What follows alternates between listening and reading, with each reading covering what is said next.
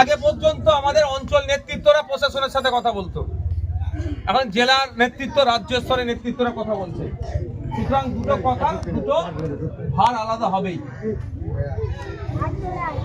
যদি মনে করে প্রশাসন এরকম ভাবে ঘুরিয়ে ঘুরিয়ে গোল গোল ঘুমাবো, তাহলে কিন্তু এর পরবর্তী পদক্ষেপ যদি কোনো ঘটনা ঘটে, দুর্ঘটনা ঘটে, প্রশাসনকে দায়িত্ব নিতে হবে। তৃণমূল কংগ্রেসের পায়ের নিচে মাটি নাই। কলকাতার শহীদ মিনার সমাবেশকে চ্যালেঞ্জ করে একটা র্যালি বার করেছিল, আপনারা দেখেছিলেন। আশপাশের 10টা কম বেশি বিধানসভা থেকে লোক নিয়ে এসেছিল। সোনারপুর, বারাইপুর, ক্যানিং পূর্ব, ক্যানিং পশ্চিম, গোসাবা, হাড়োয়া, সন্দেশখালী, মিরাকা, রাজারহাট, নিউ টাউন, যেখান থেকে পেরেছে লোক নিয়ে এসছে। ভাঙড়ের মানুষ বার হয়নি। সুতরাং এতটুকুই বলতে চাই, ভাঙড়ের মানুষকে কিন্তু রাস্তায় আমি যদি বার করি, প্রশাসন কিন্তু সেখানে আর আটকাতে পারবে না। ভাঙড়ের মানুষ আইএসএফ এর সাথে আছে, আর আমি চাই না যে রাস্তায় এবারে একটা যানজট তৈরি হোক। বারবার বলছি এটাই, যে এই যে নোংরা খেলা খেলছে, প্রশাসনকে বলছে বন্ধ করুন। ওই লাইট বন্ধ করে 4 রাউন্ড গুলি ছুড়ে 4টা বোমা বাজিয়ে অন্তত ভাঙড়ের ছেলেদেরকে ভয় দেখাতে পারবে না। ভাঙড়ের ইতিহাস দীর্ঘদিনের ইতিহাস। তেভাগা আন্দোলন থেকে শুরু করে, পাওয়ার গ্রিড থেকে শুরু করে বিভিন্ন সময় ভাঙড়ের ইতিহাসটা একটু বলবো, ক্যানিং পূর্বে নটোরিয়াসটাকে একটু জেনে নিতে। আমি আপনাদের বলবো, আপনারা সজাগ জাগ্রত থাকুন। প্রশাসন টাইম চেয়েছে, আমাদের রাজ্য নেতৃত্ব, জেলা নেতৃত্বের সাথে কথা হয়েছে, আমরা একটু টাইম দেবো। তার মধ্যে প্রশাসন যদি ব্যবস্থা গ্রহণ করতে পারে ভালো, অন্যথায় আমাদেরকে গণতান্ত্রিক প্রক্রিয়াতে ব্যবস্থা গ্রহণ করতে হবে। রাজি আছেন তো নাকি?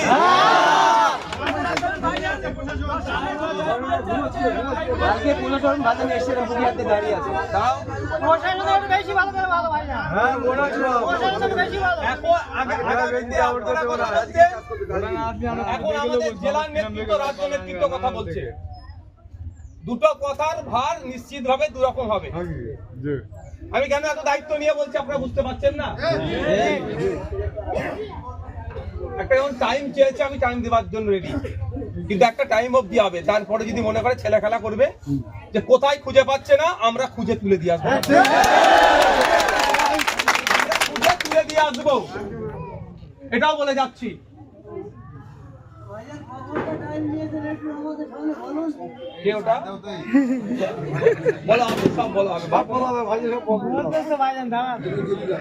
অনুরোধ করবো আপনাদের কাছে, এতটুকু অনুরোধ আপনাদের কাছে, যেমন আপনারা ঠান্ডা মাথায় আছেন, ঠান্ডা মাথাতেই থাকবেন। কি কি পদক্ষেপ না চলছে এখন? মাধ্যমিক পরীক্ষা, উচ্চ মাধ্যমিক পরীক্ষা শেষ হয়ে গেছে নাকি বাকি আছে?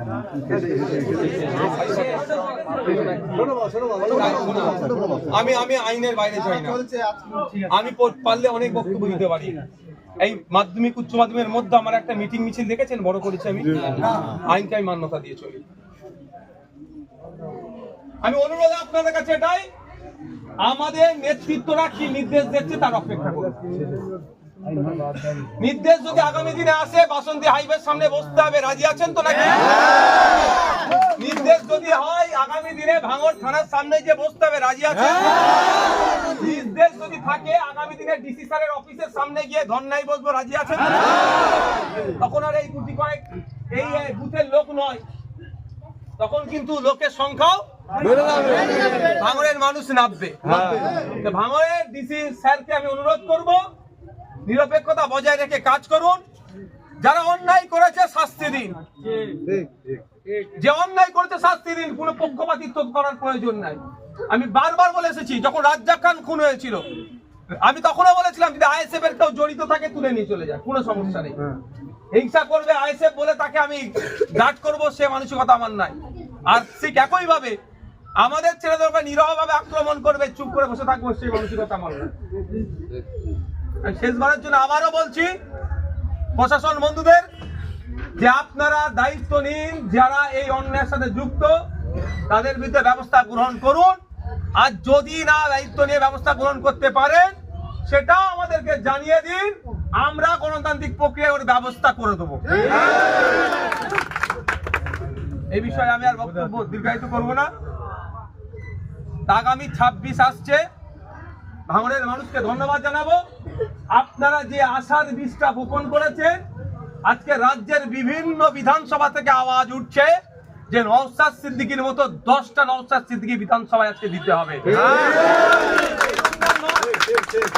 রমজান মাস যে কলার দাম 30 টাকা ডজন ছিল, 70 টাকা ডজন আজকে কিনে খেতে হচ্ছে। যে আপেল 120 টাকা ছিল সেটা 250 টাকায় কিনতে হচ্ছে। তরমুজ 45-50 টাকা দাম, পাতি লেবু 6 টাকা 8 টাকা দাম হয়ে যাচ্ছে, আপেলের দাম 250 টাকা হয়ে যাচ্ছে, বেদানার দাম বেড়ে যাচ্ছে। আজকে সরকারের মুখে কোনো কথা নয়, এই দাম কমানোর কোনো ব্যবস্থা নাই। সেই একাই ভাঙড়ের বিধায়ক প্রতিবাদ করছে যে দাম কমাতে হবে। আপনারা দেখেছেন যখন জঙ্গলমহলের কর্মীদের উৎসব হয় তখন তাদের ফুল ডে ছুটি হয় না, তাদের ফুল ডে ছুটির জন্য সেই ভাঙড়ের বিধায়ক আওয়াজ তুলেছে। তাই আপনাদের বলবো, আপনারা যে আশার বীজ বপন করেছেন, আগামী 26 বিধানসভাতে নওশাদ সিদ্দিকী ভাঙড় থেকে একা খাম চিহ্ন যাবে না, অন্যান্য বিধানসভা থেকে শুধু খাম চিহ্ন নয়, খাম চিহ্নের সাথে যারা থাকবে তারাও যাবে, মানুষের বিধানসভা তৈরি করবে জনগণের। আপনাদেরকে আমি ধন্যবাদ জানাবো যে আপনারা যে রাস্তা দেখিয়েছেন সারা রাজ্য আজকে সেই দিকে ফলো করছে। একটা গুরুত্ব বিষয়ে আপনাদেরকে বলবো, 28 তারিখে ফাইনাল লিস্ট পাবলিশ হবে এসআইআর এর। দেওয়ানে বলেছি, আজকেও বলছি, আতঙ্কিত হবেন না। আতঙ্কিত হলে সমস্যার সমাধান হয় না।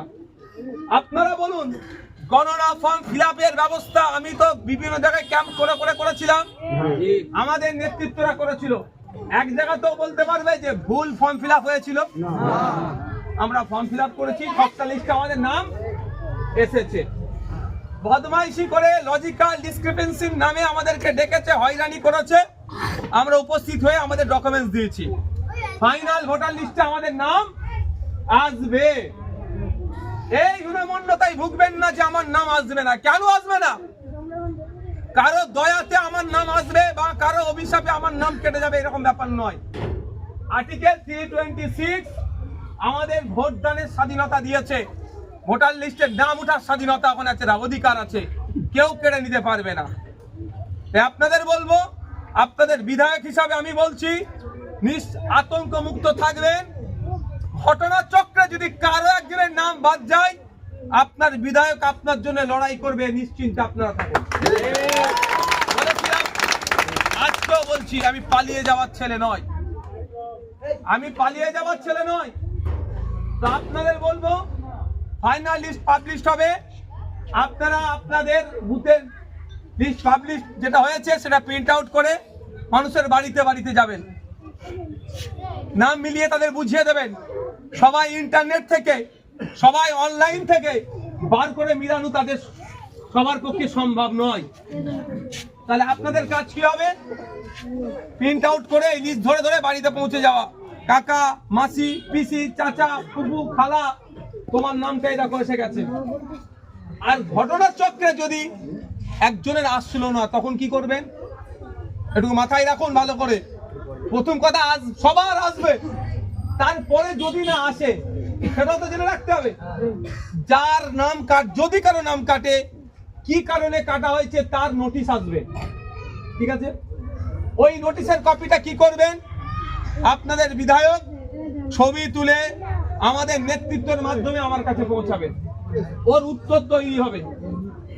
অ্যাপ্লিকেশন মানে আমি বলছি উত্তর তৈরি হয়ে জেলাতে জমা হবে। ডিস্ট্রিক্ট ইলেকট্রাল অফিসার, যিনি ডিএম আমরা এখন বর্তমানে আছে, তার কাছে জমা হবে, হিয়ারিং হবে, নাম উঠবে।